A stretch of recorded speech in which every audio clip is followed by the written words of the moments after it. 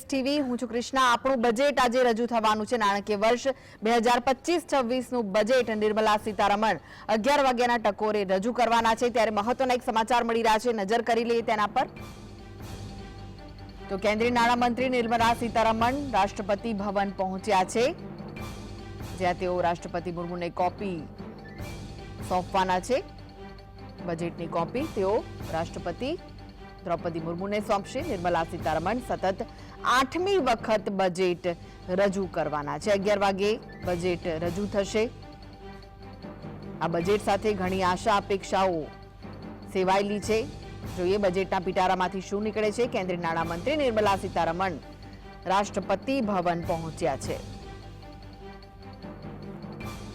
तो राष्ट्रपति द्रौपदी मुर्मू ने बजेटनी कॉपी सौंपशे। निर्मला सीतारमण सतत 8મી वखत बजेट रजू करवाना छे।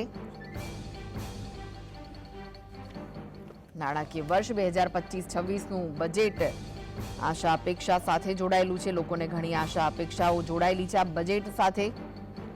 શું તેમની આશાઓ પરિપૂર્ણ થશે તેના પર સૌની નજર રહેશે, કારણ કે 11 વાગે બજેટ રજૂ થશે। તો સંસદમાં 11 વાગે મોદી સરકારનું 3.0 बजेट रजू थशे। केंद्रीय नाणामंत्री निर्मला सीतारमण आज सतत 8मो बजेट रजू करवाना छे। आ बजेट पण पेपरलेस हशे। छेल्ला 4 बजेट अने एक वचगाळाना बजेटनी जेम आ बजेटमां पण पेपर नहीं होय, पेपरलेस बजेट हशे। तो राष्ट्रपति भवनथी रवाना थया हता निर्मला सीतारमण। हवे केबिनेट मीटिंग थोड़ी वारमां शरू थशे। जे महत्वना समाचार सामे आवी रह्या छे। घणी जाहेरातो पण आ बजेटमां थई शके छे, कारण के वडाप्रधाने बजेट सत्र पहला ज कह्युं हतुं के देशना गरीब अने मध्यम वर्ग पर देवी लक्ष्मीना विशेष आशीर्वाद छे। सरकारना बजेटनी प्राथमिकता दर्शावे छे आ वस्तु, जे તેમણે કહી હતી। ત્યારે બજેટમાં શું હોઈ શકે છે તેના પર સૌની નજર છે। આવકવેરામાં મોટી રાહતની પણ જાહેરાત થઈ શકે છે, જે આશાઓ સેવાઈ રહી છે। હોમ લોનના વ્યાજ પર વધુ છૂટ મળી શકે છે। તો ઘર લેનારા ગ્રાહકોને મોટી રાહતો મળી શકે છે। ખેડૂતોને ટેકાના ભાવ અંગે પણ મોટી જાહેરાત થઈ શકે છે।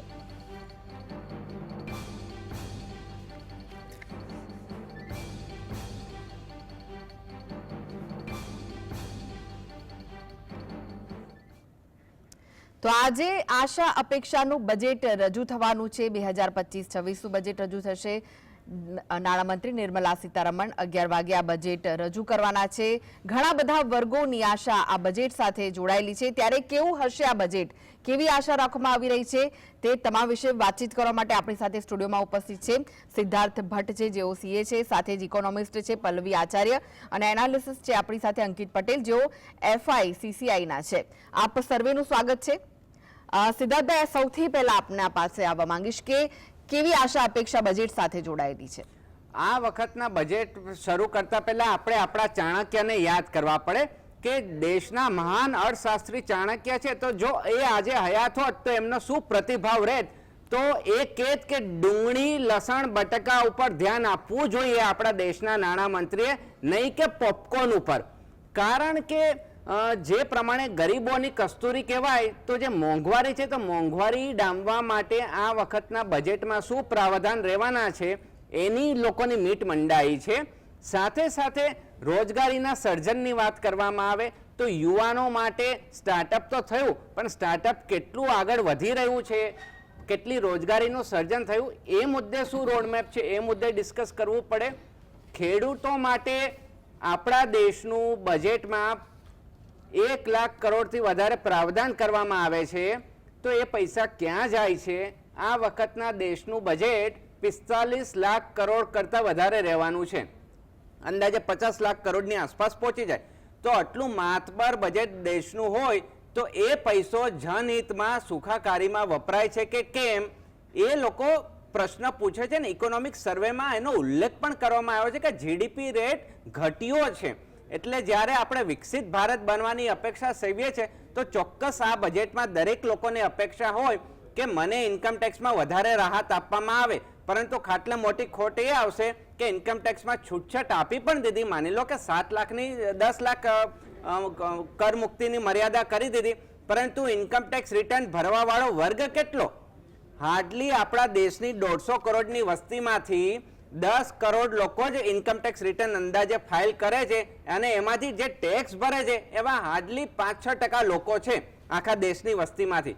હવે એ લોકો મૂંઝાય છે કે એક બાજુ પરદેશ ગમન કરવું છે અને એક બાજુ ત્યાંથી પરદેશમાંથી કહે છે કે ઇન્ડિયન ગો બેક, અને આપણા ઇન્ડિયનોને ઇન્ડિયા ગો અમેરિકા. એટલે વચ્ચે સુડી વચ્ચે સોપારી ઇઝ ઓફ ડુઈંગ બિઝનેસમાં પણ એક અપેક્ષા છે કે કાયદા કાનૂનોની સિમ્પ્લિફાઈડ પ્રોસેસ કરવામાં આવે. ઇન્કમ ટેક્સમાં કદાચ ગયા વખતના બજેટમાં ફાઇનાન્સ મિનિસ્ટરે એવું કીધું હતું કે અમે સિમ્પ્લિફાઈડ કરીશું, અને એની 6500થી વધારે રિકમેન્ડેશન આવ્યા છે કે ઇન્કમ ટેક્સની આટી ઘૂંટી અલ્બર્ટ આઇન્સ્ટાઈન પણ ગૂંચવાઈ જાય કે દુનિયાની સૌથી કોઈ અઘરી વસ્તુ સમજવાની હોય ને તો ઇન્કમ ટેક્સનો કાયદો છે. એટલે એને સિમ્પ્લિફાઈડ કરે તો કદાચ આપણા કરદાતાઓને રાહત થાય. છૂટછાટ આપવાની વાત આવે છે તો હા, હોમ લોનમાં હજી છૂટછાટ ઇન્ટરેસ્ટની જે કર રાહત હોય એ આપવામાં આવે તો સારું થઈ શકે.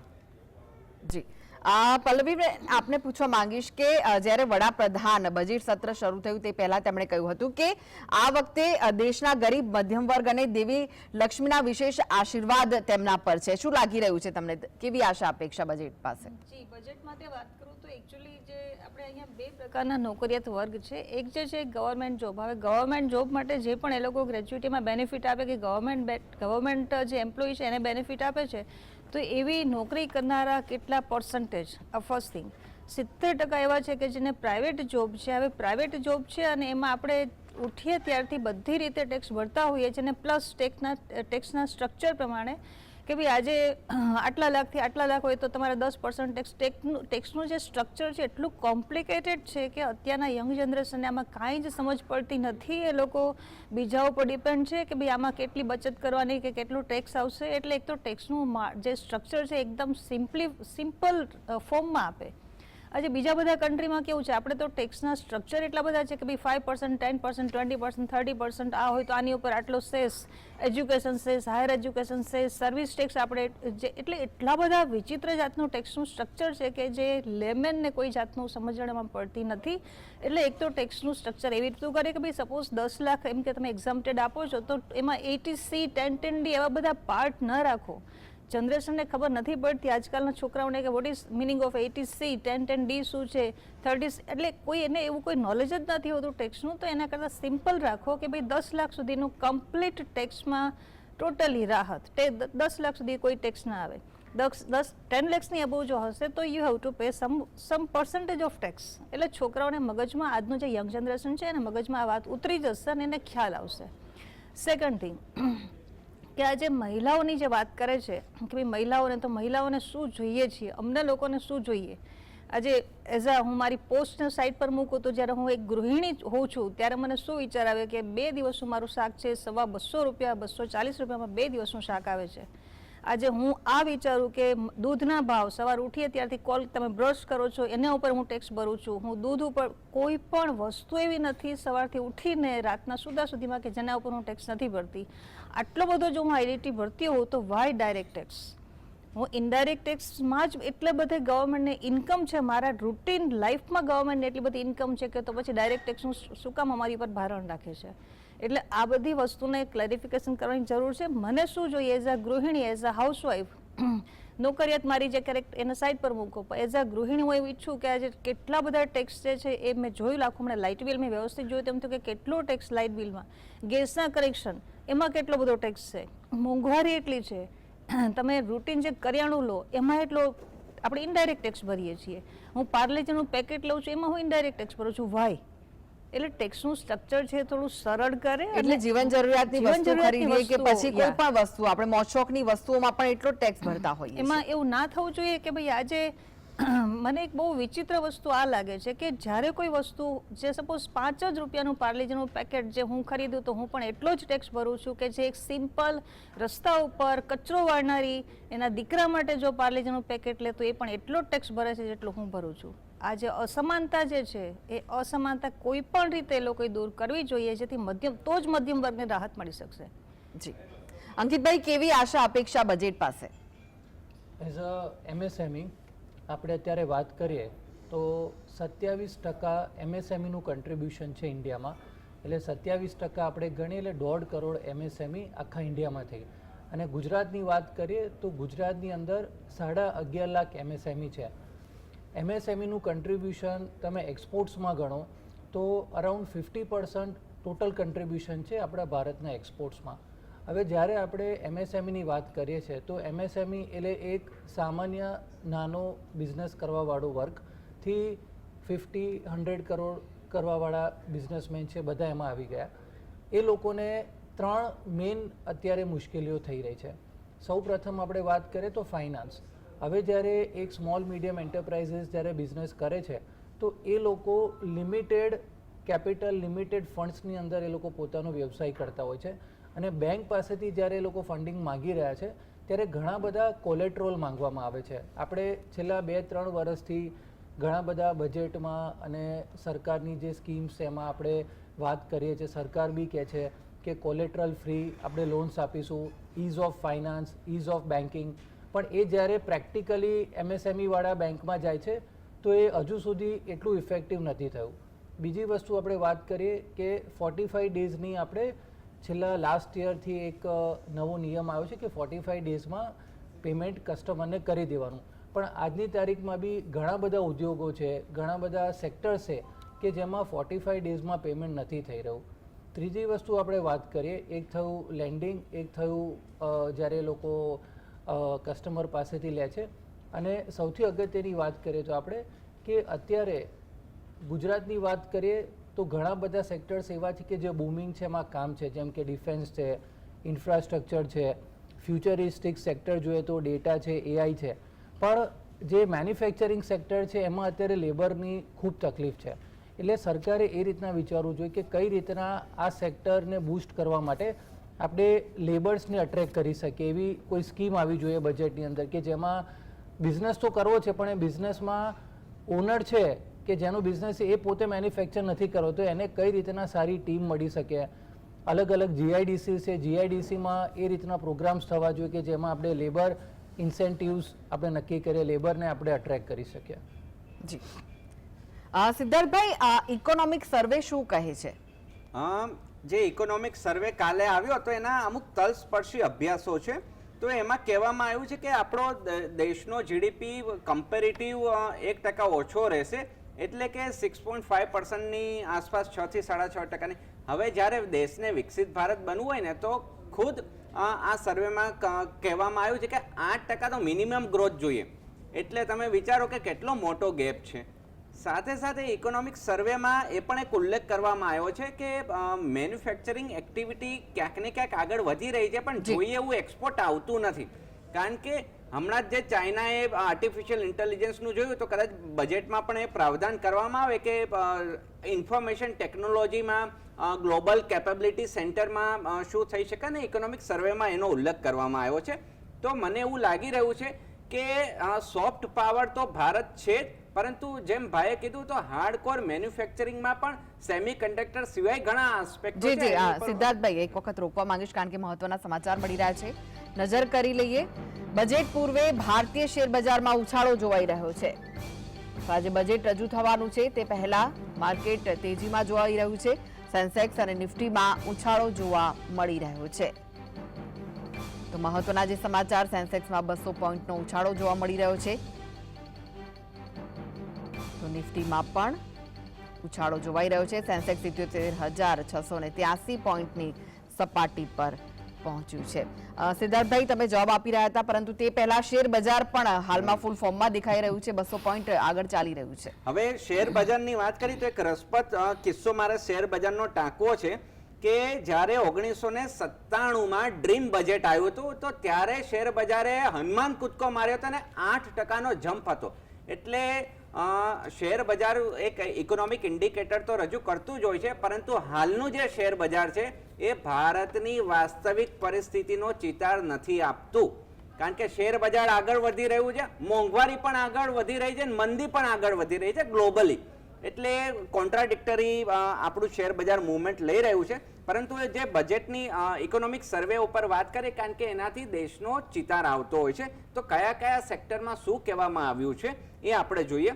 તો મોંઘવારી વિશે તો વાત કરી કે મોંઘવારી કાબૂમાં છે, અને એ વાત મહંદેશે સાચી છે, કારણ કે યુરોપના દેશો કરતાં આપણા ભારત દેશમાં મોંઘવારી ઓછી છે, કારણ કે ત્યાં લડાઈ ચાલે છે ને આપણે ત્યાં લડાઈ નથી ચાલતી. પરંતુ સંગ્રહખોરીના લીધે શાકભાજીના ભાવો આ ભર શિયાળામાં ઘટતા નથી. એટલે એગ્રીકલ્ચર ઉપર જે ફોકસ કરવાનું છે, ફાર્મર પ્રોડ્યુસિંગ ઓર્ગેનાઇઝેશન, જે કૃષિ ક્ષેત્રને પ્રોફેશનલિઝમ લાવવાનું છે, એની માટે સરકાર મહેનત કરી રહી છે. પરંતુ ક્યાંક ને ક્યાંક વચેટિયાઓના લીધે બજેટની જે સારી સારી પોલિસી છે ઇમ્પ્લિમેન્ટ નથી થતી. સાથે રિટેલ સેક્ટર, જે ગ્રાહકોની મંદીની આપણે વાત કરીએ છીએ, એટલે ઇકોનોમિક સર્વેમાં એ પણ ટાંકવામાં આવ્યું છે કે ગ્રામીણ ક્ષેત્રની ખરીદ શક્તિ વધી છે. સારું ચોમાસું આવ્યું એટલે ઓબ્વિયસ છે કે ખેડૂતના ખીચામાં 2 પૈસા આવે, પણ એટલું પૂરતું નથી. જે શહેરી ગરીબો છે એનો રેશિયો વધી રહ્યો છે, કારણ કે શહેરના લોકોની આવક કમ્પેરેટિવલી ઘટી છે, એવો એમાં ઉલ્લેખ ટાંકવામાં આવ્યો છે. મારા ઘરના કોઈ શબ્દ વાપરતો નથી. રિયલ એસ્ટેટની વાત કરવામાં આવે તો વણ વેચાયેલા યુનિટો પુષ્કળ પ્રમાણમાં છે, એટલે રિયલ એસ્ટેટને કઈ રીતે ગવર્મેન્ટ પુશ કરી શકશે એ જોવાનું રહેશે. ઇન્ફ્રાસ્ટ્રક્ચરનું બજેટ 7-8 લાખ કરોડ તો ફોકસ કરવામાં જ આવશે. ડિફેન્સમાં આપણે કશું સારું એવું કામ કરી રહ્યા છે, એટલે એમાં ઇનોવેશન, ટેકનોલોજી ઓરિએન્ટેડ ડિફેન્સમાં શું થશે એ એક જોવાનું રહેશે. સર્વેમાં રેલવેની પણ વાત કરવામાં આવી છે કે જે વંદે ભારત ટ્રેન છે, કે આપણે યુરોપમાં અને પેરિસમાં જેવી ટ્રેનો જોઈએ એવી ટ્રેનો હવે ભારતમાં બનતી થઈ છે, કે અમે પહેલાં 600 ડબ્બા બનાવ્યા હતા, હવે 900 ડબ્બા બનાવીએ છીએ. તો એ આવકારદાયક પગલું છે, પરંતુ આટલું પૂરતું નથી. ભારત એ યુવાનો ઉભરતો દેશ છે, એટલે એમની આશા આકાંક્ષાઓ પુષ્કળ પ્રમાણમાં હોય, એમને સાચવવી પડે. શિક્ષણ ક્ષેત્રની વાત કરવામાં આવી તો મને એવું લાગે છે કે આ વખતે શિક્ષણ ક્ષેત્રમાં કદાચ આ ફોરેન ઇન્વેસ્ટમેન્ટના દરવાજા ખોલી દેવામાં આવે. જે રીતે ગ્લોબલાઇઝેશન થઈ રહ્યું છે અને આખું વિશ્વ ભારત તરફ જોઈ રહ્યું છે, તો શિક્ષણ ક્ષેત્રમાં પણ આપણા ભારતમાં હાર્વર્ડ અને કેમ્બ્રિજ જેવી વિશ્વવિદ્યાલયો આવે અને આપણા છોકરાઓને પરદેશ ના જવું પડે, એની માટે સરકાર એક ઉદાર દિલ રાખીને એ લોકોને આવકારે એવું આપણે કહી શકીએ. રૂરલ ઇકોનોમીની વાત કરી તો મિનિમમ સપોર્ટ પ્રાઇસમાં એક ખેડૂત વર્ગને અપેક્ષા છે કે MSP વધારવામાં આવે, કારણ કે ગઈ વખતે MSP PM કિસાન યોજના રજૂ કરી તો 12 કરોડથી વધારે ખેડૂતોને લાભ થયો હતો. એટલે એ દિશામાં આપણે પોઝિટિવ છે કે દર વર્ષે રૂરલ ડેવલપમેન્ટનું બજેટ ફળવાય જ છે. ઇરિગેશન અને ક્રોપ ઇન્સ્યોરન્સનું પણ ઉલ્લેખ કરવામાં આવ્યો છે કે જે પાક નિષ્ફળ જતા હોય છે કે કુદરતી અકુદરતી કારણોસર, તો જો ઇન્સ્યોરન્સનું માળખું સુદૃઢ કરવામાં આવે તો જે ખેડૂતોને આત્મહત્યા કરવી પડે છે કે આર્થિક રીતે પાયમાલ થઈ જતા હોય છે, તો એ અટકી શકે. અને એની માટે કોઓપરેટિવ મોડેલ ઉપર ફોકસ કરવો પડે. જે કોઓપરેટિવ બેન્કો છે કે અમૂલ જેવી સંસ્થાઓ વધારે દેશમાં ઊભી કરવી પડે, તો એની માટે શરૂઆતમાં સરકારનું પીઠબળ જોઈએ. સાથે સાથે વાત કરવામાં આવશે કે ફિસ્કલ ડેફિસિટની ઇકોનોમિક સર્વેમાં ઉલ્લેખ કરવામાં આવ્યો છે કે આપણું રાજકોષીય ખાત કંટ્રોલમાં છે, પરંતુ યક્ષ પ્રશ્ન એ છે કે જેમ આપણે લોકો લોન લઈને ઘર ચલાવે છે ને, એમ આપણો દેશ પણ લોન લઈને દેશ ચાલે છે. કે 100 રૂપિયા ખર્ચો કરવાનો હોય તો એમાંથી ઓછામાં ઓછા 30 રૂપિયા દેવું કરીને ખર્ચો કરે છે. એટલે આ આપણા દેશ માટે એક સારી બાબત ન કહી શકાય. લોન આપણે કઈ રીતે ઘટાડશું એની ઉપર ફોકસ કરવો જોઈએ, નહીં તો તિજોરીના તળિયા સાફ થઈ જાય આવી રીતે. બીજી ઇન્કમ ટેક્સની જે આવક હોય ને, તો એમાં ક્યાં કેટલી આવક છે, કયા પ્રદેશમાંથી આવે છે, સેગમેન્ટલ બાયફર્ગેશન હોય. તો હવે દર્શક મિત્રોને આપણે જણાવી દઈએ કે 100 રૂપિયા મારી આવક હોય દેશની, તો એમાંથી 15 રૂપિયા મને ઇન્કમ ટેક્સમાંથી મળે છે, 15 રૂપિયા કંપનીવાળા ટેક્સ ભરે એમાંથી મળે છે, 15 રૂપિયા GSTમાંથી મળે છે, અને 35 રૂપિયાનું દેવું કરું છું. એટલે તમે મિત્રો વિચારો કે કેટલો મોટો ગેપ છે. 35 રૂપિયા દેવું કરીએ છીએ અને ઇન્કમ ટેક્સમાંથી 15 રૂપિયા આવક થાય છે ઉદાહરણ તરીકે. અને જો ઇન્કમ ટેક્સનો સ્લેબ વધારવામાં આવે તો એમાં બહુ ઝાઝો ફરક નથી પડવાનો, 2-5%, 2-2.5% ઉપર નીચે થાય. રૂપિયો આપણો ક્યાં જાય છે એ પણ મહત્વનું છે. તો 100 રૂપિયા હું ખર્ચો કરું છું, તો એમાંથી 20 રૂપિયા તો હું લોન લીધીમાં જે વ્યાજ ચૂકવવાનું છે ને, એ 20 રૂપિયા વ્યાજ ચૂકવવામાં હું ખર્ચો કરું છું. એટલે કે એ 20 રૂપિયા જે ગરીબો બાળ વિકાસમાં વપરાવા જોઈએ, ખેડૂતોના વિકાસમાં વપરાવા જોઈએ, યુવાનોના વિકાસમાં વપરાવા જોઈએ, એ પૈસા વ્યાજ ચૂકવવામાં જતા રહે છે. સેન્ટ્રલની જે સ્કીમો હોય એમાં 20 રૂપિયા જાય છે. અને ડિફેન્સમાં એટલે કે યુદ્ધ માટે સુરક્ષા કરવા માટે 100 રૂપિયામાંથી 8 થી 10 રૂપિયા ડિફેન્સમાં વપરાય છે. એટલે એટલું વિષમ આપણું અર્થતંત્ર છે. હવે એને કઈ રીતે પાટે ચડાવવું, કારણ કે એક બાજુ ટેરિફમાં પણ વર્લ્ડ ટ્રેડમાં જે ઇન્ટરનેશનલ બિઝનેસ થતો હોય તો અમેરિકા હાકલા ડાકલા કરી રહ્યો છે કે જો તમે બ્રિક્સમાં જશો કે તમારું ચલણ કરશો તો અમે તમારી સાથે ધંધો નહીં કરીએ. એટલે આપણું મેજોરિટી એક્સપોર્ટ અમેરિકા થતું હોય અને એ આપણું નાક દબાવે. એટલે આપણા એમએસએમઈને પછી કસ્ટમ એક્ટ લાગુ પડે. આ બજેટમાં જીએસટી નો ઉલ્લેખ ના આવે, પરંતુ custom duty, indirect tax, custom duty, excise duty એનો ઉલ્લેખ કરવામાં આવે. હવે આ મુદ્દો લોક જીભે ચડે છે કે શું આ વખતના બજેટમાં પેટ્રોલ ડીઝલને એક્સાઇઝમાંથી બાદ કરવામાં આવશે કે કેમ, જીએસટી કાઉન્સિલ જીએસટીમાં પેટ્રોલ ડીઝલને લાવશે કે કેમ. પણ મને એવું નથી લાગતું કે કોઈ સરકાર એવી હિંમત કરે. કેમ કરે? કારણ કે રાજાનું સરકારનું મુખ્ય કામ પ્રજાનું કલ્યાણનું છે. પરંતુ જ્યારે કોઈ રાજા એમ વિચારે કે પેલા હું તો કમાઈ લઉં, મારી પ્રજાનું જે થવું એ થાય, તો ત્યાં વિકસિત ભારતના માપદંડો ખોટા પડતા હોય છે. એટલે જો એવું બોલ્ડ હિંમત ભર્યું પગલું લઈ લે તો ખૂબ જ આખો દેશ એમને હૃદયથી એક આશીર્વાદ આપે. અને એવી લોક લાગણીની માંગણી છે કે હવે કંઈક આ પેટ્રોલનું કરો, કારણ કે પાછું ભવિષ્યમાં એવા એંધાણ છે કે ભાવ વધે એટલે શું થશે એ તો હવે રામ જ જાણે. પણ એજ્યુકેશનમાં એક હજી જોઈએ એવું મજબૂતાઈ નથી. જી જી, આપ ત્રણેય ગેસ્ટ જોડાયેલા રહેશો. આગળ પણ બજેટમાં શું નીકળવાનું છે તે વિશેની ચર્ચા આપની સાથે કરીશું. તો આપણા બજેટમાં શું સામે આવશે તે 11 વાગે ખબર પડશે, કારણ કે 11 વાગ્યાથી બજેટ રજૂ થવાનું છે. આ ચર્ચા આગળ પણ ચાલુ રાખીશું. તે પહેલા હાલ સમય છે બ્રેકનો. લઈએ બ્રેક.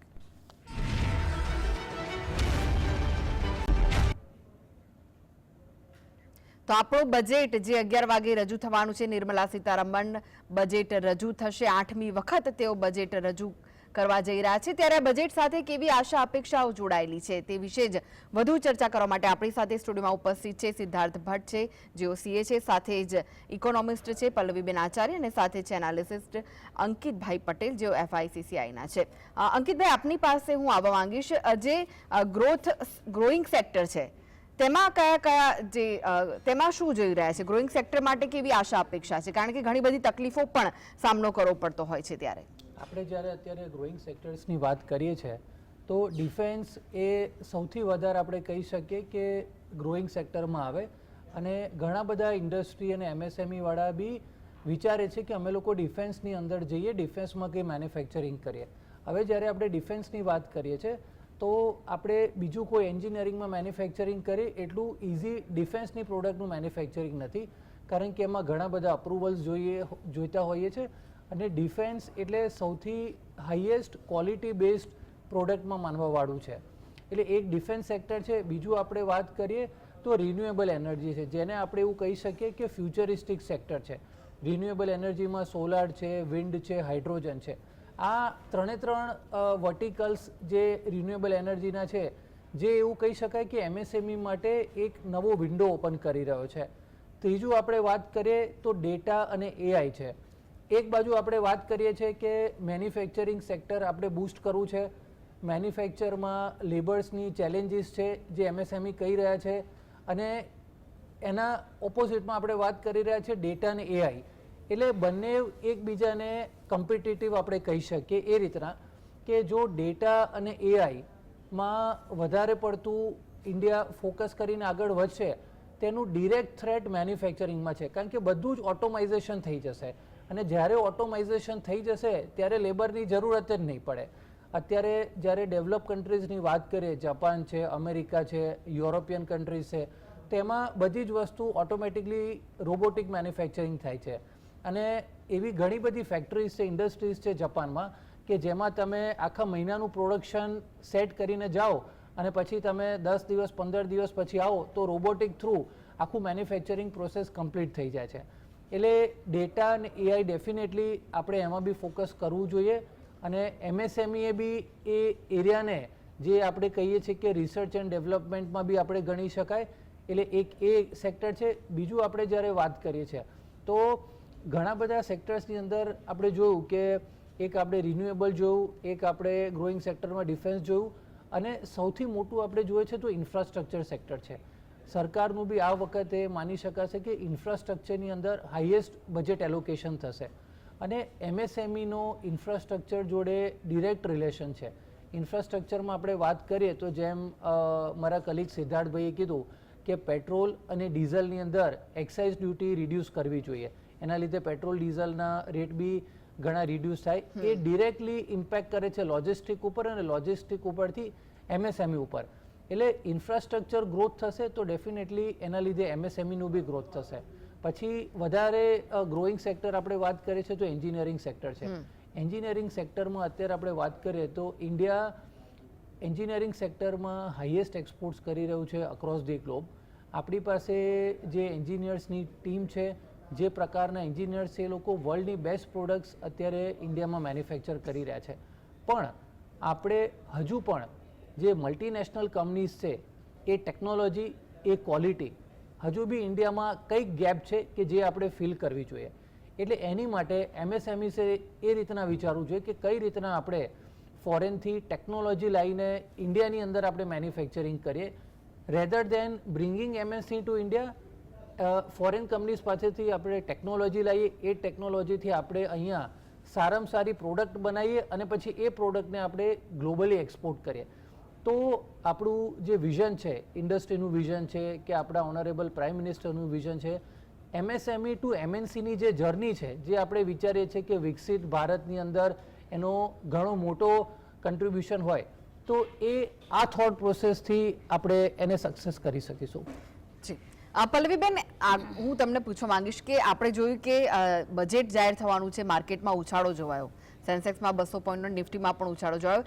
અત્યારે પરિસ્થિતિ એવી છે કે ઘણા બધા લોકોને શેર માર્કેટમાં ખબર નથી હોતી, તેમ છતાં પણ રોકાણ કરતા હોય છે. શેર માર્કેટ કેવી આશા અપેક્ષા રાખી રહ્યું છે બજેટ પાસે? જી, શેર બજારમાં એકચ્યુઅલી એવું છે કે યંગ જે જનરેશન છે એ લોકોને એમ છે કે શેર બજાર એટલે બસ કરોડો રૂપિયા કમાઈ લેવાના. Even they don't know the full form of the IPO. મને તો આ સ્ટુડન્ટનો પ્રેક્ટિકલ એક્સપિરિયન્સ. હા, ને તેમ છતાં પણ ઘણા બધા લોકો ભરતા હોય છે IPO. લોકોને ખબર બી નથી, કારણ because I was a faculty in MBA college, એટલે મને આ ખ્યાલ છે કે ઇવન એને એટલું બી નોલેજ ના હોય કે what is the short term capital gain, long term capital gain, આ શું છે, IPO શું છે, FMO. They don't have knowledge. પણ એ લોકોને એમ છે કે શેર બજારમાં કમાઈ લેવાય, એટલે શેર બજારમાં ડિમેટ એકાઉન્ટ ઓપન કરાવવું પડે. ડિમેટ એકાઉન્ટ શું છે એ 12થના સ્ટુડન્ટ્સને આપણે સમજાવવું પડે કે what is meaning of demat account. આ જે જનરેશન છે એમાં શેર બજારમાં અત્યારે આવે કે ભાઈ શેર બજારમાં ઉછાળો એટલે છોકરાઓને એમ થાય કે હા શેર બજારમાં સીધું એક દિવસમાં આપણે લાખ રૂપિયા કમાઈ લઈએ છીએ. ટોટલી આ ખોટી વાત છે. શેર બજારમાં જે ઉછાળો છે ફક્ત અને ફક્ત ઇન્ટ્રાડેનો છે. હમણાં અત્યારે જેવું સીતારામનનું સ્પીચ ચાલુ થશે, 11:10 થશે એટલે શેર બજારમાં સીધું 2-3 પોઈન્ટ આવશે એટલે સીધો કડાકો આવશે. એટલે શેર બજાર અત્યારે જે શેર બજાર છે આપણી કોઈ ઇન્ડિયાનું કોઈ માપદંડ નથી કે આપણી ઇન્ડસ્ટ્રીઓ બધી બહુ સારી ગ્રો કરી રહી છે ને એના આધારે થઈને એની પ્રાઇસ છે હાઈ થઈ રહી છે. શેરના જે શેરની જે પ્રાઇસ છે હાઈ થઈ રહી છે એવું અત્યારે કોઈ જ વસ્તુ નથી. આ બધું આર્ટિફિશિયલ ઉછાળો છે અને એમાં રિયલ છે ખોટા, મીન્સ કે અત્યારનું જે ખોટું જનરેશન છે ખોટા રસ્તે જઈ રહ્યું છે આ બધાને લીધે થઈને. એકચ્યુઅલી પહેલાંના જમાનામાં શું હતું શેર બજાર કે આજે એ કંપનીનો ગ્રોથ બતાવતા હતા અને એના આધારે પ્રાઇસ છે એના વધતા હતા. અત્યારે કંપનીના ગ્રોથ જોડે શેર બજારના ભાવને કોઈ જ લેવાની દેવા કોઈ જ સંબંધ નથી. એનો મતલબ એવો નહીં કે આ શેર બહુ સારો ચાલ્યો એટલે કંપની બહુ ગ્રો કરી, એવો અત્યારે કોઈ મતલબ નીકળી શકતો નથી. એટલે આ ટોટલી નિફ્ટી તમે કહો, બેંક નિફ્ટી છે કે નિફ્ટી છે 25, નિફ્ટી 25 છે, નિફ્ટી 50 છે. હવે આ લોકોને જેને નોલેજ નથી કે નિફ્ટી 50 શું છે કે નિફ્ટી 100 શું છે, એ લોકો પણ નિફ્ટીમાં એમને એમ પૈસા નાખી દેતા હોય અને પછી એમ કે શેર બજાર છે એમાં લોસ થયો, શેર બજારમાં આમ થયું, સુસાઇડ કરે છે માણસો. પણ એના કરતાં પહેલાં તમે આખી જે સિચ્યુએશન છે એને જાણો, એક્ઝેક્ટલી એ વસ્તુનું નોલેજ હોવું જરૂરી. મને અત્યારે મારા કલીગે જે વાત કરી ખરેખર બહુ જ ગમી કે એણે જે વાત કરી કે MSMEની જેને સરસ વાત કરી કે MSME એટલે સ્ટાર્ટઅપ જે પ્રોજેક્ટ છે એના લોન માટે થઈ અને વાત કરી. તો સ્ટાર્ટઅપ પ્રોજેક્ટને કોઈ બેંક એનો હાથ પકડતી નથી. તમે સ્ટાર્ટઅપ પ્રોજેક્ટ કહો તો પણ એમ કહેશે કે તમારા રિટર્ન ફાઇલ, અરે ભાઈ સ્ટાર્ટઅપ કરું છું તો ક્યાંથી મારા 3 વર્ષના રિટર્ન ફાઇલ હશે. એટલે બેંક એમને એમ લોન આપતી નથી. અને બીજી મને જે વસ્તુ જેને કહેવાય ને કે આમ આપણી કંઈક બાઉન્સ જતી હોય ને એવી વસ્તુ એ લોકો એમ કહે કે મહિલાઓની પાછળ 20 કરોડ રૂપિયા ફાળવ્યા. પણ કઈ મહિલાને પૈસા આપ્યા? 20 કરોડમાંથી તમે મને 2000 રૂપિયા તો મારા એકાઉન્ટમાં નાખો, મને 2000 રૂપિયા તો આપો. એટલે આવી મોટી મોટી વાતો હમણાં બજેટમાં ચાલુ થશે કે આ સેક્ટરની પાછળ આટલા કરોડ રૂપિયાના કે આટલા કરોડ રૂપિયાના, એનો હિસાબ ક્યાં છે?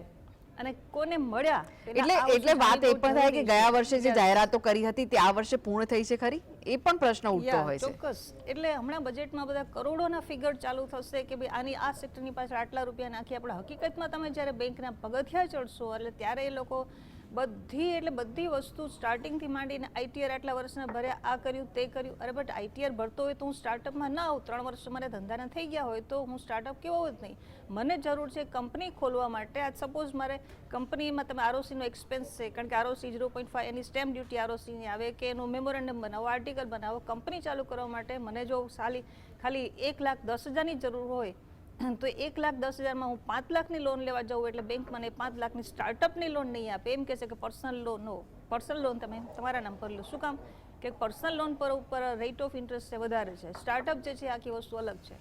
એટલે આ પ્રેક્ટિકલ બધા પ્રોબ્લેમ અલગ છે આપણા બધાના. અને બજેટમાં જે વાતો કરે છે અને દેશની જે વાતો કરે છે અને કરોડો રૂપિયાની જે વાતો કરે છે એ આખું પ્રેક્ટિકલી ટોટલી ડિફરન્ટ હોય છે. જી સિદ્ધાર્થભાઈ, ડિજિટલ ઇન્ડિયાની વાતો આપણે સાંભળી છે, ટેકનોલોજી ક્રાંતિની વાતો સાંભળી છે, ડિજિટલ ઇન્ડિયા આગળ વધી રહ્યું છે, ઘણી બધી જાહેરાતો પણ કરવામાં આવતી હોય છે તેને લઈને.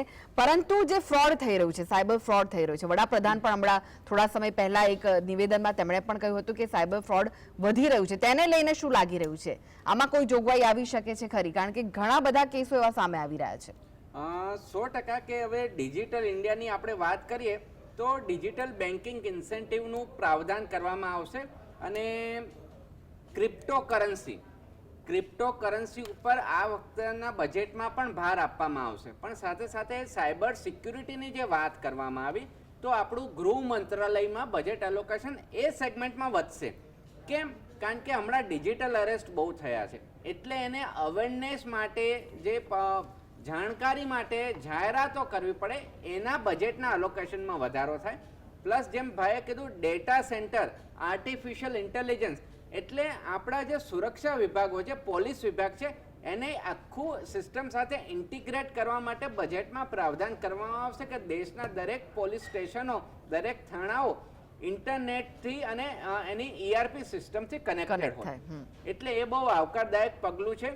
પ્લસ મોડર્નાઇઝેશન કરવાની વસ્તુ આવશે કે હજી પણ આપણે ક્યાંક ને ક્યાંક જૂના જમાનામાં જીવીએ છીએ તો સમયની સાથે હવેના યુદ્ધ છે કે હવેના ચોર છે તો દરવાજામાં તાળું તોડીને નથી આવતા, એ તમારા મોબાઈલમાં ને કોમ્પ્યુટરમાં ઘૂસીને ચોરી કરી લે છે. સાચી વાત છે. એટલે જે બેન્કિંગ સિસ્ટમ છે એને જે અવેરનેસ કરવાની છે તો એ મુદ્દે પ્રાવધાન કરવામાં આવશે. સાથે સાથે જે પબ્લિક સેક્ટર બેંક છે એ ક્યાંક ને ક્યાંક ઇનએફિશિયન્સી દૂર થઈ રહી છે અને એને એફિશિયન્ટ બનાવવા માટે અને ગ્રાહકોને જાગૃતિ માટે એમને જવાબદારી આપવામાં આવે તો નવાઈ નહીં.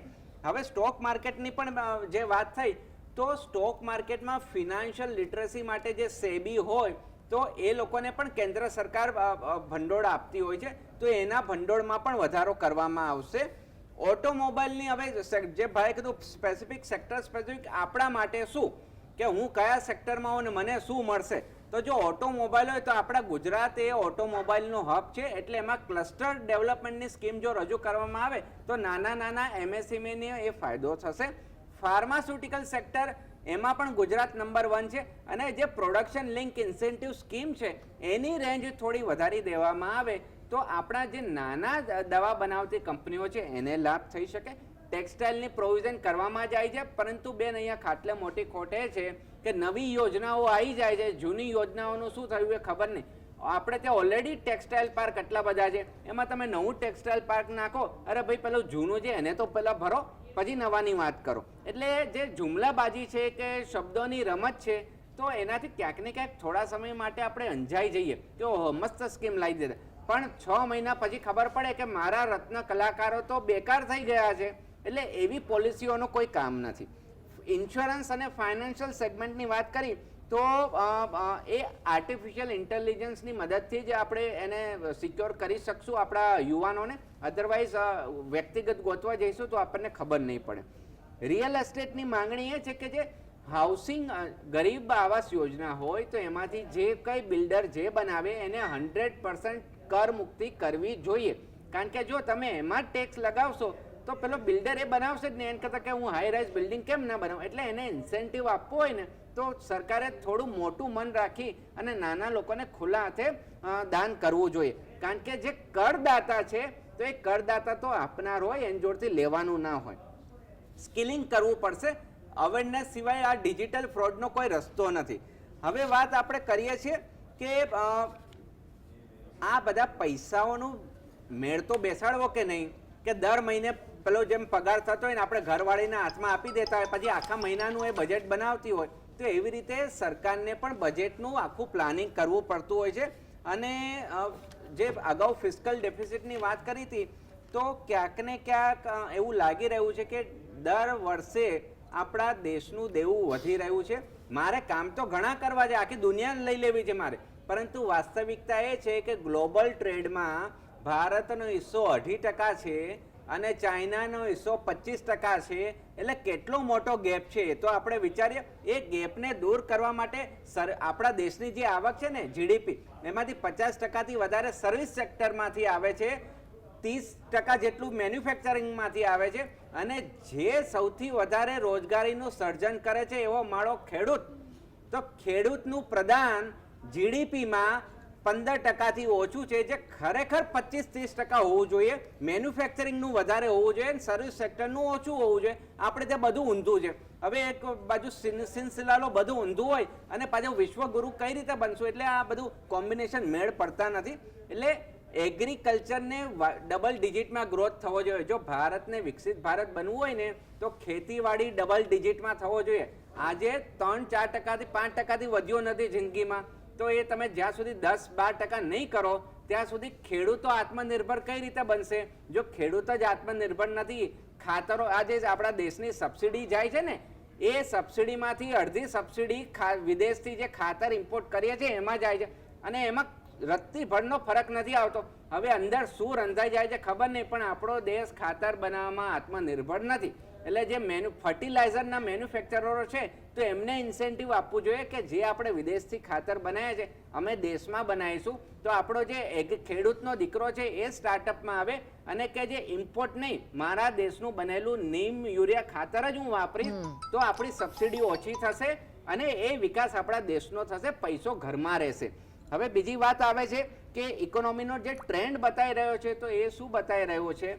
તો આ પાયાની વાત કરી. હવે મોટી મોટી પર્સપેક્ટિવની વાત કરીએ કે આપણે કઈ દિશામાં જઈ રહ્યા છે. તો સ્ટોક માર્કેટની 100% કે હજી અનટેપ માર્કેટ છે, એટલે સ્ટોક માર્કેટ તો વિકાસ થવાનો છે. સ્ટોક માર્કેટનો વિકાસ થાય એટલે કઈ રીતે થાય? જેટલી કંપનીઓ કોર્પોરેટાઇઝ થાય, સ્ટોક માર્કેટમાં લિસ્ટેડ થાય, એ આપણા લોકો માટે સારું છે, કારણ કે એનું ઓડિટ થાય, કમ્પ્લાયન્સ થાય અને લોકો વિશ્વાસ કરી શકે. તો હજી સ્ટોક માર્કેટ આ જો સરસ બજારનું બજેટ રહ્યું ફૂલ ગુલાબી, તો 80,000 ક્રોસ થઈ જશે ને કદાચ નેક્સ્ટ બજેટ સુધીમાં, તો 1 લાખ સુધી પહોંચી જાય તો નવાય ને. અને આ સ્ટોક માર્કેટમાં જે પૈસા ફરે છે એ ગુજરાત, મહારાષ્ટ્ર, દિલ્હી, તમિલનાડુના છે. હવે ભારતના કેટલા બધા રાજ્યો છે એમાં તો હજી જોઈએ એવું તાકાત આવી જ નથી. એટલે ખૂબ ઉજળું ભવિષ્ય છે ભારતનું, પણ ઉજળું ભવિષ્ય છે. ખાલી યક્ષ પ્રશ્ન એ છે 50 લાખ કરોડનું જ્યારે બજેટ આવશે એમાંથી ખરેખર 50 લાખ કરોડ તમારા અને મારા ખીચામાં આયા? ખેડૂતોને 6,000ની સબસિડી આપવાથી કામ નહીં પતે, બહેનોને 2,000 આપવાથી કામ નહીં પતે. એમને હાથ આપે છે તો કામ કરવા માટે એવું તમે મોકો તો આપો, એવી સ્કીમ બનાવો. ચાઇનાથી કોપી પેસ્ટ કરેલી પોલિસી આપણે મૂકી દઈએ અને કહીએ કે આપણે ચાઇનાની જેમ વિકાસ કરીશું, તો એ શક્ય નથી. રેવન્યુ કલેક્શન મેકેનિઝમ વધારવી પડશે. તો એનો મતલબ એવો નથી કે ગરીબના ખીચામાંથી પણ તમે ઝૂંટવી લો જીએસટીના નામે. જીએસટી આ બજેટમાં નથી આવતું કારણ કે એની કાઉન્સિલ અલગ હોય છે, પરંતુ એને સુધારવાના કંઈક મેજર તો લઈ શકીએ કે કેમ? કસ્ટમ ડ્યુટીની વાત કરી, ટેરિફ વધારી, તો લોલીપોપ આપી દેતા હોય છે કે આ ઇલેક્ટ્રિક આઇટમ છે તો નાના વેપારીઓને તકલીફ પડે છે તો ઇમ્પોર્ટ ડ્યુટી વધારી લો, પછી 2 મહિના પછી પાછો બદલી નાખે છે કે જેસે તે વેસે તે. એટલે જે સ્ટીલ ઇન્ડસ્ટ્રી છે, આપણું સુરત અને હઝીરા સ્ટીલ ઇન્ડસ્ટ્રી ચાલે છે, તો એમને પણ આજે પુષ્કળ માર પડી રહ્યો છે કે ચાઇના સ્ટીલનું ડમ્પિંગ કરી રહ્યું છે. તો એના પણ મેજર લેવા પડે. મારું બનાસકાંઠા છે, તો બનાસકાંઠા એગ્રીકલ્ચરમાં અને પશુપાલનમાં નવી ડેરી કઈ રીતે સ્થાપી શકાય, પ્રાઇવેટ ડેરીઓને કઈ રીતે પ્રોત્સાહન આપી શકાય એ જોવું પડે.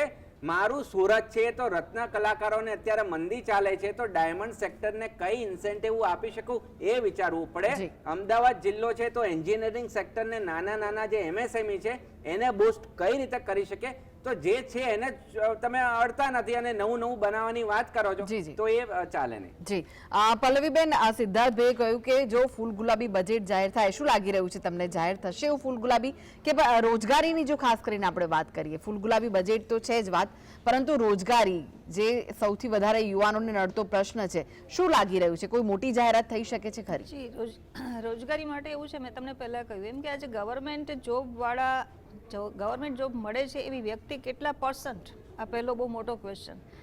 એટલે બાકી બધા જે છે આજે બીકોમ, તમે એક વસ્તુ વિચારો કે બીસીએ છે કે બીએસસી છે કે બીકોમ છે કે એમકોમ છે, આ બધા જે ગ્રેજ્યુએટ પોસ્ટ ગ્રેજ્યુએટ છોકરાઓ છે એ લોકો માટે જોબની ઓપોર્ચ્યુનિટી કઈ, ગવર્મેન્ટ માટે જે જોબની જાહેરાતો થતી હોય છે, ઓછી સીટો અને કેટલા લોકો ફોર્મ ભરતા હોય છે. ફોર્મ ભરતા હોય છે. એટલે બાકી બધા પ્રાઇવેટમાં, હવે પ્રાઇવેટમાં મેં તો પ્રેક્ટિકલી જોયેલું છે. આજે મારી જ કંપનીમાં તમે ફ્રેશર્સને રાખો છો એટલે 15,000થી સ્ટાર્ટ કરો છો છોકરાઓની સેલરી, 15,000 18,000. તો આ લોકોને જો એક તો બે વસ્તુ છે આમાં કે એ લોકોનું જે શિક્ષણ જે કહેવાય ને કે આપણું બેઝિક ટેકનિકલ નોલેજ નથી હોતું.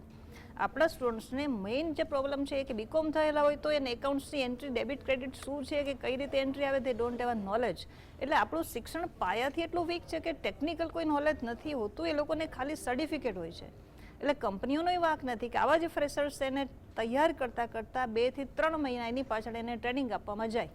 હવે તમે 3 મહિના એને તૈયારી કરો એટલે સ્ટાર્ટિંગ 15,000 સેલેરીથી ચાલુ થાય, અને જેવા છોકરાઓ તૈયાર થાય, આજે વર્ષ 2 વર્ષ થાય એટલે એ છોકરાને પોતાની જાત પર એટલો વિશ્વાસ આવી ગયો હોય કે કંપની છોડીને બીજે જતો રહે છે. એટલે મુવમેન્ટ જે છે એ પણ ઘણી વધારે છે. ગવર્મેન્ટે પહેલાં એજ્યુકેશન એવું કંઈક ટેકનિકલ એજ્યુકેશન કરો, જે છોકરાને ઇન્ટરેસ્ટ જ નથી સાયન્સમાં, તો આપણે અહીંયા એજ્યુકેશન સિસ્ટમ એવી છે કે 10મા ધોરણ સુધી કમ્પ્લીટ મીન્સ ફરજિયાત તમારે સાયન્સ ભણવું પડે, મેથ્સ ભણવું પડે. મેથ્સ બી એટલું કોમ્પ્લિકેટેડ કે સ્ટાન્ડર્ડ મેથ્સ છે અને બેઝિક મેથ્સ છે 10મા ધોરણમાં. એટલે આ બધા જે બેઝિક પ્રોબ્લેમ જે છે એના માટે પાયાથી સુધારવાની જરૂર છે. જો તમારે દેશની ઇકોનોમી આગળ વધારવી હોય તો યંગ જનરેશનને એવું કંઈક કામ સોંપો, એવું કંઈક ઇન્ટરેસ્ટથી એને એજ્યુકેશન આપો કે જેમાં એનો પોતાનો ઇન્ટરેસ્ટ જળવાઈ રહે, અને તો એ લોકો દિલથી કામ કરશે. કારણ કે એ લોકો પાસે, હું એક વસ્તુ માનું છું કે આજના યંગ જનરેશનમાં સ્કિલ અને નોલેજ જબરદસ્ત છે. એ લોકોમાં ટેકનિકલ નોલેજ બી જબરદસ્ત. તમે આજે એને કોમ્પ્યુટરનું કોઈ પણ વસ્તુ કહો એટલે ગમે, કોમ્પ્યુટર છે, મોબાઈલ છે, તમે ગમે તે વસ્તુ આપો એ ગમે ત્યાંથી એ સુધારો કરી નાખશે. એટલે સ્કિલ છે એનામાં, પણ એને પ્રોપર ગાઈડલાઈન નથી. એટલે આ ટેક્સના જે માળખામાં એ લોકો ખાલી બજેટ ફાળવી દે કે આની પાછળ, શિક્ષણ પાછળ આટલા કરોડ રૂપિયા ફાળવ્યા, એનો કોઈ મતલબ નથી. તમે બેઝિક જે કરેક્શન જે કરવાનું છે એમાં ધ્યાન આપો. જી અંકિતભાઈ, ડિજિટલાઇઝેશનમાં સિંગલ વિન્ડોઝ ક્લિયર સિસ્ટમ થવી જોઈએ, શું તેનું અપ્રુવલ મળતું હોય છે ખરું? આપણે જ્યારે અત્યારે ઇન્ડસ્ટ્રીની વાત કરીએ, ખાસ કરીને એમએસએમઈની, અને હું તો ઓવરઓલ ઇન્ડસ્ટ્રીની વાત કરું છું, કોઈ અત્યારે નવું ટેક્સટાઇલની અંદર વેન્ચર કરતું હોય કે એન્જિનિયરિંગની અંદર કોઈ વેન્ચર કરતું હોય તો એને 20થી બી વધારે લાઇસન્સ લેવા પડતા હોય છે એક મેન્યુફેક્ચરિંગ સેટઅપ કરવા માટે. અને આપણે જે વાત કરીએ છીએ છેલ્લા 10-15 વર્ષથી કે આપણે સિંગલ વિન્ડો ક્લિયરન્સ છે, હા કોક કંપનીઝ માટે હોઈ શકે કે જે લાર્જ એમએનસી હોય કે લાર્જ ગ્રુપની કોર્પોરેટ કંપનીઝ હોય, પણ આપણે એમએસએમઈની વાત કરીએ તો એ લોકોને સિંગલ વિન્ડો ક્લિયરન્સ હજુ એટલું ઇફેક્ટિવ નથી થયું. એટલે આપણે ગુજરાતની અંદર વાત કરીએ તો સરકારે એ રીતની સિસ્ટમ ડેવલપ કરવી જોઈએ કે કોઈને વિચાર આવ્યો કે મારે અત્યારે નવી એન્જિનિયરિંગ ફેક્ટરી નાખવી છે કે મારે ડિફેન્સની અંદર મેન્યુફેક્ચરિંગ નાખવું છે, તો એક જ ઓફિસમાં જાય અને એક જ ઓફિસમાંથી એને બધા જ લાઇસન્સીસ, જેમાં ઉદ્યમ છે, જીએસટી છે, પોલ્યુશન લાઇસન્સ છે, મેન્યુફેક્ચરિંગ, બધા લાઇસન્સ એને એક ટૂંક સમયમાં, એની એક થ્રેશોલ્ડ લિમિટ હોય કે ભાઈ એને 10-15 દિવસમાં બધા મળી જશે, તો એને અલગ અલગ ઓફિસીસમાં ના જવું પડે, એનો એટલો ટાઈમ બચી શકે અને એ મેન્યુફેક્ચરિંગ જલ્દી કરી શકે. બીજું આપણે જ્યારે વાત કરીએ છીએ સિંગલ વિન્ડો ક્લિયરન્સની, તો ગુજરાતની અંદર આપણે વાત કરીએ તો એમએસએમઈ, આપણે વાત કરીએ છીએ એમએસએમઈ એટલે સ્મોલ મીડિયમ, પણ જે અત્યારે રિલાયન્સ કે ટાટા કે રીતના જે ડેવલપ્ડ અને સક્સેસફુલ બિઝનેસ કોર્પોરેટ જાયન્ટ છે, એ જ થોટ પ્રોસેસ ધીરે ધીરે એમએસએમઈમાં બી આવી રહી છે. અત્યારે તમે જોશો તો ગુજરાતમાં ઘણી બધી એમએસએમઈ આઈપીઓ તરફ જઈ રહી છે. હવે આઈપીઓનો થોટ આજથી 5 વર્ષ પહેલાં નહોતો, પણ અત્યારે કોઈ 15 કરોડની કંપની હોય કે 50 કરોડની હોય કે 70 કરોડની હોય, બધાને એક થોટ છે કે ભાઈ અમારે લિસ્ટિંગ કરવું છે. હવે આ એક થોટ આવો એ બી એક ડેવલપમેન્ટ છે, એ બી એક ઇનોવેશન છે ઇન્ડિયાની અંદર. અને જો બધી જ કંપનીઝ આ રીતના વિચારશે કે ભાઈ અમારે લિસ્ટ કરવું છે, અમારે ગ્રો થવું છે, તો એક પોઝિટિવ એનર્જી ડેવલપ થશે. અને જ્યારે કંપની લિસ્ટિંગ માટે વિચારે છે તો એ કંપની અનઓર્ગેનાઇઝડમાંથી ઓર્ગેનાઇઝડમાં જાય છે. અત્યારે ઘણા બધા નાના બિઝનેસ આપણે જોઈએ તો એ લોકો જેમ કે આપણે જોઈએ તો એક ફેમિલી ઓરિએન્ટેડ બિઝનેસીસ હોય છે કે ભાઈ ફાધરે સ્ટાર્ટ કર્યો અને નેક્સ્ટ જનરેશન એને ચલાવી રહે છે. પણ જ્યારે આપણે એ બિઝનેસીસ લિસ્ટિંગનું વિચારીએ તો એ આખી એક ઓર્ગેનાઇઝડ સ્ટ્રક્ચર થાય છે. અને આપણે ઇન્ડિયાની અંદર જેટલી કંપનીઝ વધારે ઓર્ગેનાઇઝડ હશે, જેટલી કંપની વધારે સ્ટ્રક્ચર્ડ હશે, તો એ બધી જ કંપનીઝ આગળ જતાં, જેમ આપણે વાત કરતા હતા કે 5 કે 6% જ કંપની જીએસટી ભરે છે, તો જેટલી વધારે ઓર્ગેનાઇઝ થશે એટલું જીએસટી બી કંપની ભરશે વધારે, એટલા ટેક્સેશન બી વધારે ભરશે અને એ ડિરેક્ટલી ઇન્ડિયાના ગ્રોથમાં બી બેનિફિટ થશે. એટલે ઓવરઓલ આપણે જોવા જઈએ તો એક સાઈડ આપણે વાત કરીએ છીએ કે બજેટની અંદર કઈ રીતના એમએસએમઈને નવા સેક્ટરમાં બૂસ્ટ કરાય, બીજી રીતના આપણે જોઈએ છે તો એક પોઝિટિવ એનર્જી બી ડેવલપ થઈ છે કે રિસ્ક ટેકિંગ એપેટાઇટ વધ્યું છે. અત્યારે જે નેક્સ્ટ જનરેશન છે બધાને મલ્ટિપલ બિઝનેસ સેક્ટર્સમાં આવવું છે કે એક સપોઝ એ લોકોનો રિટેલનો બિઝનેસ હોય તો યંગ જનરેશન વિચારે છે રિટેલની જોડે હું કઈ રીતના મેન્યુફેક્ચરિંગ કરું, કઈ રીતના સર્વિસ કરું. તો ઓવરઓલ એક પોઝિટિવ એનર્જી છે ને એ પોઝિટિવ એનર્જીને જો ગવર્મેન્ટ પુશ આપે, ઇન્સેન્ટિવ્સ આપે, બૂસ્ટ કરે તો ડેફિનેટલી આવનારું વર્ષ બી ઘણું સારું જશે. જી ચોક્કસ. સિદ્ધાર્થભાઈ, છેલ્લે આપને પૂછવા માંગીશું કે દેશનું દેવું વધી રહ્યું છે, તે રીતે સામાન્ય માણસની લોન વધી રહી છે, તે તમે આગળ બોલ્યા હતા. શું લાગી રહ્યું છે, લોનમાં સામાન્ય માણસને લોન ભરવામાં કોઈ રાહત મળી શકે છે ખરી? એની કોઈ એવી શક્યતા દેખાય તો છે કે નાનું એવું એક ગાજર લટકાઈ દેશે કે ભાઈ તમને હાઉસિંગ લોન ઇન્ટરેસ્ટમાં 50,000 વધારી દીધા. કારણ કે હવેનો જે શહેરી યુવા વર્ગ છે કે દરેક યંગસ્ટર છે, જેન ઝી આપણે કહીએ તો એ લોન ઉપર વધારે ભાર આપી રહ્યો છે. અને દરિયાઈ પટ્ટાની વાત કરીએ કે આ મુદ્દો રહી ગયો હતો કે સાગર ખેડૂ યોજનાઓ જેમ ગુજરાત સરકારની જેમ ભારત સરકારની પણ મત્સ્ય સંપદા યોજનાઓ હોય છે, પરંતુ આજે પણ આપણા દેશનો દરિયાઈ પટ્ટો ખાલીખમ પડ્યો છે. એનો ટ્રુ પોટેન્શિયલ કદાચ આ વખતના બજેટમાં પણ નવી જાહેરાતો આપણે જોઈ શકીએ છીએ. અને ગ્લોબલ કેપેબિલિટી સેન્ટરમાં યુવાનોને રોજગારીની પુષ્કળ સંભાવનાઓ છે. અને લેબર રિફોર્મ્સની વાત કરી દઈએ તો આ વખતના બજેટમાં કદાચ એવું થઈ શકે જે ઝોમેટો સ્વિગી હશે તો એમાં એ લોકોને સુરક્ષા પ્રદાન કરશે. જી જી. સિદ્ધાર્થભાઈ, પલ્લવીબેન અને અંકિતભાઈ, આપ ત્રણેયનો આભાર સમગ્ર ચર્ચામાં જોડાવા માટે. તો દર્શક મિત્રો, 11 વાગે બજેટ રજૂ થશે. બજેટને લઈને પડે પડની ખબરો આપના સુધી આગળ પણ પહોંચાડતા રહીશું. આ સાથે જ બુલેટિનમાં બસ આટલું જ. નમસ્કાર.